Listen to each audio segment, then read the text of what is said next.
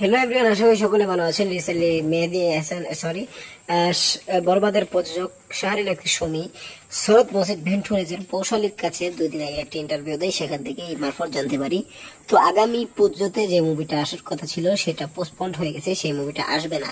তার কারণ হচ্ছে আগামী রোজার ঈদে বড় একটি মুভি প্ল্যান করতেছে। এখন ওই মুভির কারণে এই মুভিটা পোস্টপন্ড, ওটা আসবে কিন্তু পরো মানে এই এই আগামী বছর আসতে পারে, আগামী বছর পুজোতে আসতে পারে, কিন্তু এই বছর আসছে না।